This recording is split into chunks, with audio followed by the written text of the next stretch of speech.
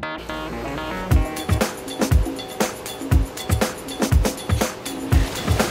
friend. Okay, another redneck joke.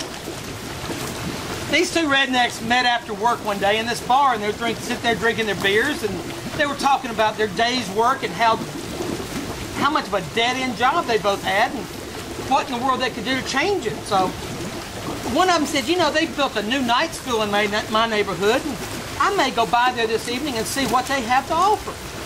So sure enough, after he left there, he went by the school, and he talked to the school administrator. And after a while, the administrator said, you know, I think we could really help you. He says, I think we need to start you out and maybe take some English and some logic. He goes, what's logic? He goes, well, let me give you an example. He says, do you own a weed eater? He goes, well, yeah, I own a weed eater. He goes, well, then it's logical that you have a yard. He goes, well, I do. He said, if you have a yard, it's logical you have a house. He goes, well, I do. He said, well, if you have a house, it's logical you have a wife and maybe some kids. He goes, well, I do.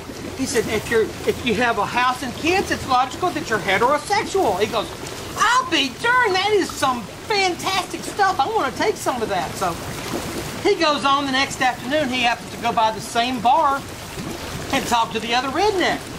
He goes, well, what'd you find out at school last night? He goes, well, I'm going to do it. I'm going to start next week, and I'm going to take some English and some logic.